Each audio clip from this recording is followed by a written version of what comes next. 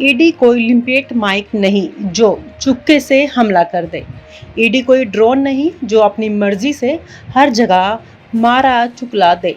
और इस बार ईडी कोई सुपर कॉप नहीं, ये टिप्पणी मद्रास हाई कोर्ट ने दी है। मतलब साफ है, अब कोर्ट कह रहा है कि अगर ईडी कानून की पनाह नहीं मानती तो अगली बार जवाबदेही के इस ताले का ताला खुद कोर्ट लगाएगी। कितनी बार आईना दिखाया गया, अदालत ने ईडी को क्यों डांटा? दोस्तों, पहले भी ईडी की कई बार अदालतों ने ज्यादा जोर नहीं करना चाहिए कहकर फटकार लगाई। सुप्रीम कोर्ट ने तास्मैक रिट पर कहा ईडी क्रॉसिंग ऑल लिमिट्स संघीय व्यवस्था को मार रहा है, तब भी ईडी को फटकार मिली। छत्तीसगढ़ शराब कांड में सुप्रीम कोर्ट ने कहा ईडी के आरोपी सिर्फ और जबरदस्ती आग लगा रहे हैं, सबूत नहीं। राष्ट्रकर्मी सुरेंद्र पनवर के मामले में दिल्ली हाई कोर्ट की गिरफ्तारी रद्द की। ईडी के इंटेरोगेशन पर कोर्ट ने कहा इनह्यूमन। ईडी द्वारा इलेक्ट्रॉनिक भाषणों की क्लोजिंग पर दिल्ली कोर्ट ने फटकार दी। नागरिकों के प्राइवेसी के अधिकार की देश गांव में रक्षा हुई। इतना भर नहीं, पिछले वर्षों में सुप्रीम कोर्ट ने बार बार ये कहा कि ईडी खून पसीने की ताकत नहीं, निष्पक्ष जांच एजेंसी बनकर रहना चाहिए। चुनाव के करीब ईडी रेड का पैटर्न ड्रामाबाजी से क्या निकलेगा, अब सच बताना चाहिए। ईडी की रेड कब होती है तो देखिए तो सही। राजस्थान 2023 गोविंद सिंह टोडासरा के घर पर छापा मारा गया। चुनाव की हवा में झारखंड 2024 चुनाव में सिर्फ एक दिन पहले 17 जगह ईडी की रेड। महाराष्ट्र लोकसभा 2024 उद्धव सहयोगी संजय राउत आदि को सचमुच इलेक्शन रेडी बताया गया। अब शराब नियम केस 2022-24 सिसोदिया और केजरीवाल को चुनाव से पहले ईडी से लपेटा गया। हेमंत सोरेन आजाद राष्ट्रकर्मियों में से चुनाव से 2 दिन महीने पहले अरेस्ट कर दिया गया। इस कहानी को देखते हुए किसी को ईडी पॉलिटिकल समझना थोड़ा शर्मनाक हो जाता है। अब कोर्ट हो गया सख्त, अब बस छूट नहीं। लेकिन अब मद्रास एचसी ने ईडी की ढीली सोच पर ऐसे ठोका नाइलॉस जैसा किसी पत्रकार ने पहले नहीं सुना। ईडी का फ्रीजर ऑर्डर रुका, छापों को ड्रोन अटैक कहकर प्रतिक्रिया दी। ईडी को हर कार्यवाही के पीछे एफआईआर और प्रिडिक्ट ऑफेंस दिखाओ, कोर्ट ने कड़ा निर्देश दिया। अब वो दिन दूर नहीं जब कोई ऑफिसर ऐसा समय मना पाएगा नहीं, जब चुनावी तहलका ईडी ने चुनाव से पहले फोड़ दिया और कोर्ट ने एक्शन लेने का झंडा दिखाया। अब जवाबदेही की घंटी बजेगी। अपराधी ईडी अफसर हो सकता है परेशान। अब सुनिए, अगर कोई ईडी अफसर अब बिना बॉडी बिना एफआईआर के रेड करता है और उस कार्यवाही का प्रिडिक्ट ऑफेंस मौजूद नहीं या चुनाव के हफ्ते में रिपोर्ट करके, तो माना जाएगा कि उससे भ्रष्टाचार का इस्तेमाल चुनावी हथियार के रूप में किया जा रहा है। और कोर्ट क्या बोलेगी? आपकी इस कार्यवाही में अदालत के आदेशों का उल्लंघन या संविधान के व्यक्तिगत अधिकारों पर हमला है, ये पेनल्टी सख्त हो सकती है। तो तैयार हो जाइए, ईडी के कुछ अफसर आपके घरों में एक्ट इन पनिशमेंट सुनने वाले हैं। पीएमएलए का बड़ा दुरुपयोग, क्या सच में इतने अधिकार ईडी को चाहिए? पीएमएलए ने ईडी को दी वो ताकत जो एफआईआर के बिना भी रेड, फ्रीज, अरेस्ट सब संभव है।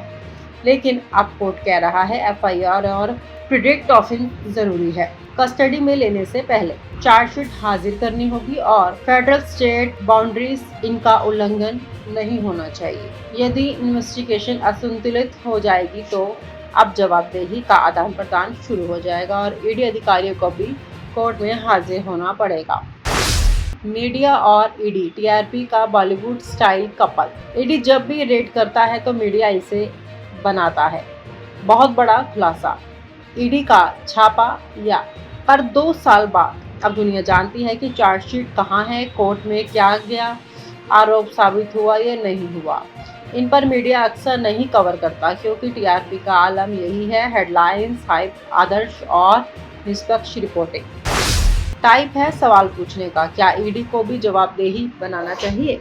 जनहित में सवाल, क्या ईडी को आजादी है कि कुछ भी करने की? क्या पुलिस और राज्य सरकार को बाईपास करके ईडी को खुद हैम समझती है? क्या सच में लोकतंत्र में जांच एजेंसी ऊपर उठकर भी नीलाम हो सकती है? नहीं, अब अदालत कह रही है बंद करो, न्यायोचित प्रक्रिया अपनाओ। अब कोर्ट हो गया सख्त, अब बस छूट नहीं। लेकिन अब मद्रास एचसी ने ईडी की ढीली सोच पर ऐसे ठोका, नैलॉस जैसा किसी पत्रकार ने पहले नहीं सुना। ईडी का फ्रीजर ऑर्डर रुका, छापों को ड्रोन अटैक कहकर प्रतिक्रिया दी। ईडी को हर कार्यवाही के पीछे एफआईआर और प्रिडिक्ट ऑफेंस दिखाओ, कोर्ट ने कड़ा निर्देश दिया। अब वो दिन दूर नहीं जब कोई ऑफिसर ऐसा समय मना पाएगा नहीं, जब चुनावी तहलका ईडी ने चुनाव से पहले फोड़ दिया और कोर्ट ने एक्शन लेने का झंडा दिखाया।